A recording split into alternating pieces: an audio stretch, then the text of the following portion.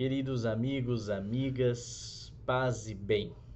Começamos mais uma semana e essa com um grande presente. Fratelli tutti, todos irmãos. Assim saudava São Francisco de Assis a todos os seus irmãos da fraternidade e assim saudou o nosso querido Papa Francisco, o mundo, neste final de semana ao publicar essa que é a sua terceira encíclica como Papa. Chamada de Fratelli Tutti, e movimentos sociais do Brasil e do mundo estão pedindo também o Sorelli, as irmãs, irmãos e irmãs todos, somos convidados pelo Papa Francisco, né, a discutir, a pensar, a rever processos nessa grande crise civilizacional que nos encontramos, nessa grande noite que atravessamos de medo e de dificuldades que são colocadas. O Papa Francisco, antes da Fratelli Tutti, tinha terminado de escrever o documento que o Papa Bento XVI havia começado, Lumen Fidei, Luz da Fé, e em 2015 ele lançou o seu programa, né, que será estudo por séculos pela nossa sociedade, a Laudato Si, louvado sejas, sobre o cuidado da casa comum. Mas aqui, numa manhã de paz e bem, que já estudamos a Laudato Si, hoje eu quero dialogar com você sobre as primeiras leituras que nesse final de semana eu pude fazer sobre esse documento e que coroa um processo aberto pela Laudato Si em busca de dizer qual é o paradigma da mudança. Fratelli Tutti é um texto poético, é uma experiência, um elogio ao encontro, à cultura do diálogo, coisa que a gente nunca viu em nenhum documento da Igreja com tanta veemência como o Papa Francisco colocou. É uma proposta de vivência da fraternidade. E esse documento que o Papa Francisco nos exorta é entendermos a fraternidade como um paradigma, ou seja, como um processo para chegarmos a um outro lugar, para um novo pacto social com implicações econômicas e políticas. Portanto, a encíclica do Papa não se limita a considerar a fraternidade como limite da vida, mas ela entende a fraternidade como uma cultura. Portanto, trabalha a integração, a cooperação econômica e os instrumentos de diálogo que construam uma fraternidade universal. Nós estamos bem longe disso, mas há inspirações humanas coletivas vivas dentro dos nossos territórios. E a inspiração para a encíclica, segundo o próprio Papa, foi a colaboração entre ele e o grande imã, eu até tenho anotado aqui, Ahmad Al-Taib, que é um clérigo, né, de prestígio da Universidade Al-Azhar, no Egito. E Francisco e esse grande imã, eles assinaram junto, em 2019, um documento sobre a fraternidade humana em Abu Dhabi, em fevereiro, né, do ano passado. E o religioso islâmico, ele é citado diversas vezes ao longo dessa encíclica da Fratelli Tutti.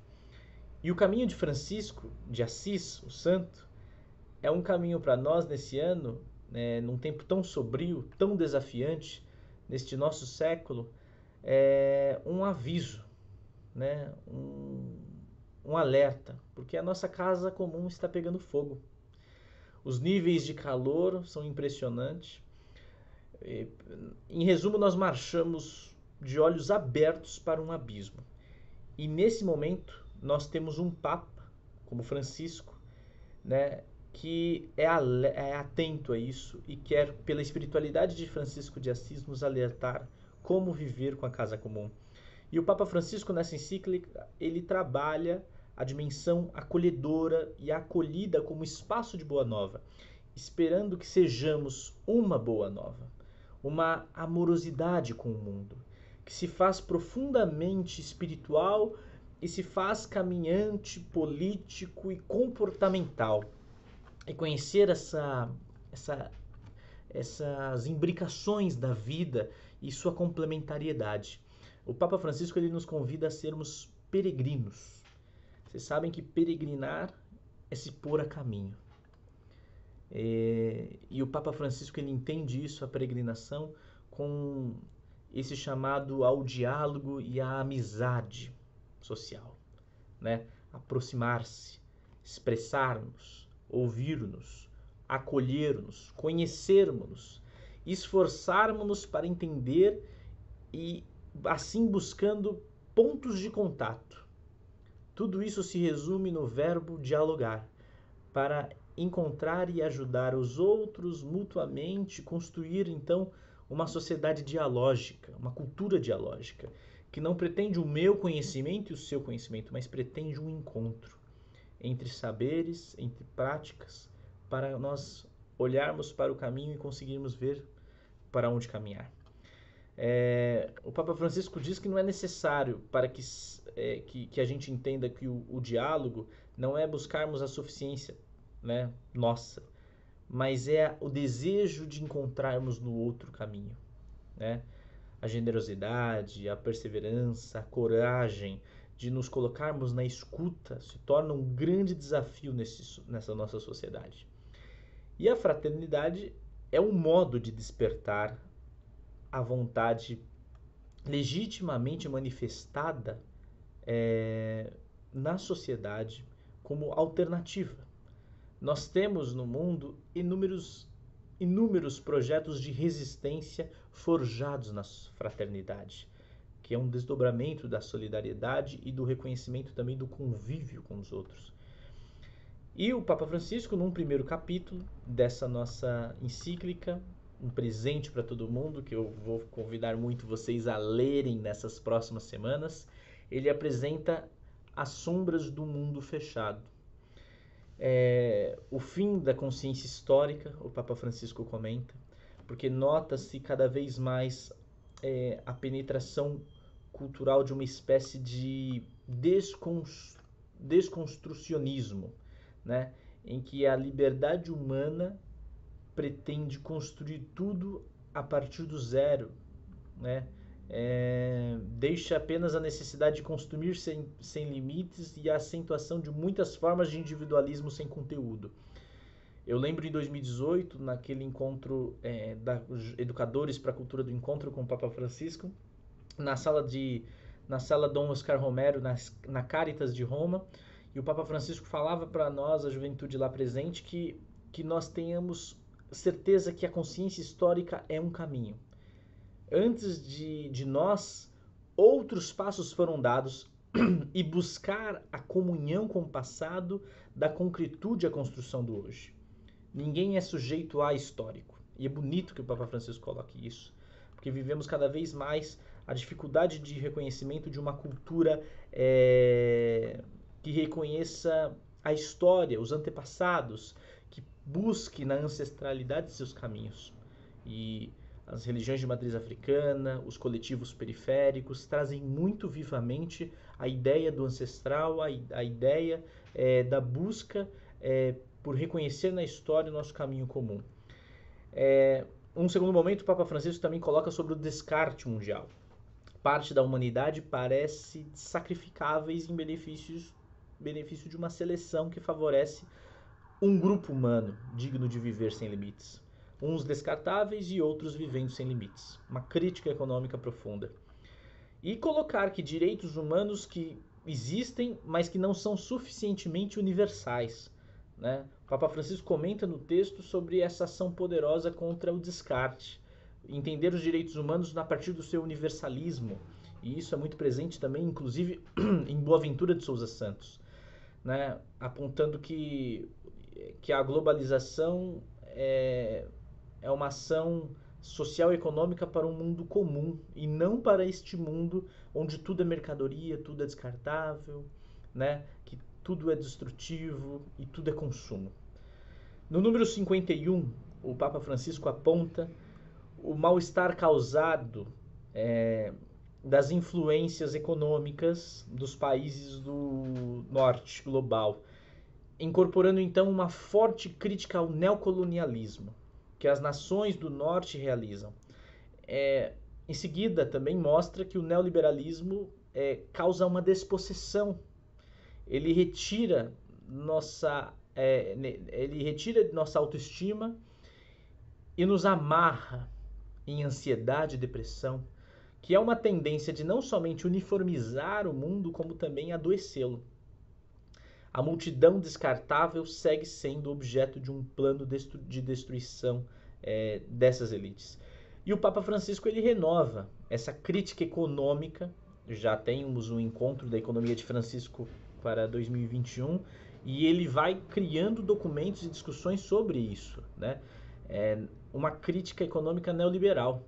Para ele, o neoliberalismo se tornou um dogma de fé da sociedade contemporânea. E nós devemos vencê-lo a partir do chamado a uma humanização pela fraternidade.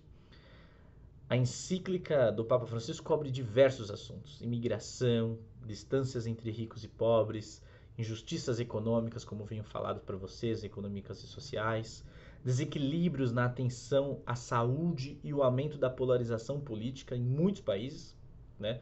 O Papa Francisco ele critica, né, que nós vivemos numa sociedade onde o populismo e o liberalismo são fundantes na prática política, fazendo uma alusão completa ao que a gente conhece como Donald Trump, como a gente conhece como Bolsonaro, como a gente conhece como governos locais também, com forte teor de um liberalismo total e uma destruição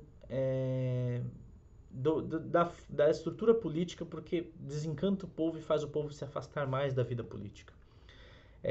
O Francisco também diz que existem medos ancestrais que não foram superados pelo progresso tecnológico, né? O Papa Francisco ele cita muito as muralhas, os abismos, o território desconhecido, o deserto que é guardado pelo racismo, pela cultura de morte a partir da migração, dos refugiados, e ele reafirma de onde nós temos que partir enquanto cristãos, enquanto humanos. Ele fala no documento, no 235, se trata sempre de recomeçar a partir dos últimos.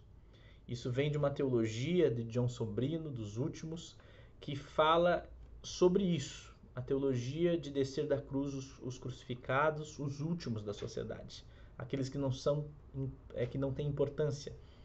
E o Papa Francisco alerta que os conflitos, eles permanecem anacrônicos, eles permanecem reacendendo coisas superadas, o nacionalismo, que é presente nas lideranças políticas no Brasil, conservadoras e de direita, né? A agressividade apontando intolerâncias que saíram do esgoto e estão presentes nas vozes das lideranças políticas. E o Papa Francisco costuma chamar isso tudo da cultura do descarte, né? Um pensamento onde a eficiência econômica tende a marginalizar os vulneráveis da sociedade, e nós estamos falando dos pobres e da terra, né? O Papa Francisco, portanto, ele aponta uma incapacidade de agir que foi mostrada nesta pandemia diante das crises, né? Uma falsa segurança que existia na nossa sociedade. Apesar de estarmos super conectados, hoje nós vemos descortinadas aí as estruturas de poder que geram mortes aos milhões, como a gente vê com a pandemia e com tantas outras guerras, conflitos, tráficos. Então, o Papa Francisco, nessa encíclica, ele mais uma vez afirma e fecha um ciclo da Laudato Si, que é entender que a gente precisa de um modelo alternativo de civilização. E o Papa Francisco nos aponta a parábola do bom samaritano, né? Porque ela aponta Jesus, onde mostra Jesus, né? De uma maneira viva, extravagante. Jesus nas parábolas mostra-nos o mundo, a fé, mostra-nos a nossa humanidade com uma liberdade que nós não temos hoje. Por isso o convite a pensarmos um outro mundo. Porque é preciso pensar o bem viver, que é uma dimensão muito distante dessa que a gente entende como bem-estar, que está a partir do meu interesse, da minha necessidade. O Papa Francisco ele dedica um coração aberto ao mundo inteiro. E é assim que chama o capítulo 4, porque é uma crítica às fronteiras, à importância do intercâmbio, a defesa dos imigrantes e a necessidade de buscarmos saídas políticas para os refugiados, encontrarmos acolhida efetiva.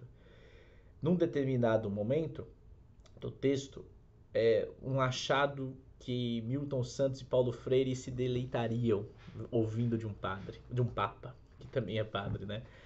Que é um chamado ao sabor local, ao saber local. Eu gosto de saber e sabor com a mesma dimensão, porque saber tem sabor, tem pessoas, tem culturas. E ele diz sobre isso num tópico onde o Papa insiste em lembrar que o universal não pode suprimir o local, criticando a globalização. Não pode suprimir o pensamento local, as práticas de resistência e as transformações que são capazes somente no comunitário para construir o universal. Né? Ele aponta para os riscos de um universalismo superficial. Ele mostra que nem todas as iniciativas estão no comunitário, são ações universais que mudarão o mundo, mas ele vai fundo nas relações de fraternidade que precisam ser construídas nessas duas dimensões. Então, o Francisco ele mostra, em resumo, ele insiste, na verdade, num amor fraterno e numa ecologia integral, para nós caminharmos em processos libertadores. Ele chama isso de amor político. Buscar mudanças políticas que causam dores no mundo, em pessoas e em regiões. Ele chama a caridade de coração do espírito político. O Papa Francisco, portanto, é a maior liderança pluralista do nosso tempo. E o reconhecimento disso é percebê-lo como a força maior de suas palavras repetidas inúmeras vezes nessa encíclica, né? A cultura do encontro. Ele reusa essa palavra cultura do encontro, né? Ele dedica muitos parágrafos a dizer a beleza de encontrar o outro. Ele é um animador da esperança, né? E é um documento, como eu disse, que como poucos, a Igreja Católica teve um documento bonito sobre o tema do diálogo. Inclusive o Faustino Teixeira, eu acho que vai se deleitar, né, com esse documento. O Papa Francisco, por fim, nesse documento, ele determina algumas coisas importantes, né? Ele retoma o Papa João Paulo II, dizendo sobre essa crítica à propriedade privada que não pode se considerar absoluta em todos os casos, já que todas as pessoas viventes têm o direito à propriedade, e acabar com essa extravagância das propriedades privadas que perseguem pessoas, povos, se referindo inclusive aos conflitos no Brasil, das grandes madeireiras, das grandes corporações, né, os incêndios criminosos. Ele retoma isso que o Papa João Paulo II já havia apontado. E o Papa Francisco, portanto, ele vai trazendo um convite à esperança. Né? Ele nos fala de uma realidade que está enraizada no mais fundo do ser humano, porque nós somos, independentemente de tudo, das circunstâncias concretas e dos condicionamentos históricos em que vivemos, nós temos uma sede, uma aspiração, um anseio, uma busca de plenitude, de vida bem-sucedida que ocorre na coletividade, de buscarmos o bem comum. Portanto, o Papa Francisco nos convida a uma esperança ousada, né? Saber olhar para além das comodidades pessoais, das pequenas seguranças e compensações que reduzem o horizonte, para nos abrirmos aos grandes ideais que tornam a vida mais bela e digna. Ele convida nós, no número 55, a caminharmos na esperança, né? E essa narração do Papa Francisco, que é uma delícia de se ler, você vai ter um documento aí para vocês lerem na nossa descrição do documento do Paz e Bem, para nos mostrar o sentido social da existência, né? A dimensão fraterna da espiritualidade, a convicção sobre a dignidade inalienável de cada pessoa, né? E as motivações para nós amarmos e acolhermos a todos. Um tempo pós-pandêmico de isolamento forçado, um convite ao amor é um grande chamado. Ecologia integral e amor fraterno são missões dos discípulos missionários de Jesus Cristo. E vista em seu conjunto, a nova encíclica talvez seja o resumo mais objetivo dos caminhos propostos por Francisco ao catolicismo e à sociedade global. Porque ele fala de combatermos esse governo capitalista e redobrar a nossa aposta no que a gente conhece como a cultura do encontro. Para isso, ele encerra o documento da economia, lá no meio do documento da encíclica, e eu estou usando agora para encerrar a nossa conversa, ele cita o Samba da Bênção, composta em 1962 por Vinícius de Moraes, onde ele cita lá no documento, no número 52, não, deixa eu só ver aqui, eu não me lembro agora o número do documento, mas ele cita, né, a vida é a arte do encontro, embora haja tanto desencontro na vida. Você pode acessar esse documento aí com um clique na descrição do nosso vídeo, mas que essa semana de paz e bem seja um reencontro com a esperança, garantidos aí pelo nosso querido Papa Francisco, que nos alimenta para desbravarmos no mundo uma sociedade da cultura do encontro, da fraternidade e do amor sem medidas. Que Francisco de Assis, né, nos provoque sempre com seu modo de viver radical, e que o Papa Francisco nos aponte caminhos nesse nosso novo tempo de tantos desafios, tanta dor, mas da certeza que a nossa missão nesta terra é de semearmos a esperança, construindo relações de justiça e de paz. Não calemos diante das injustiças. Falemos e construamos alternativas. Amigos e amigas, paz e bem.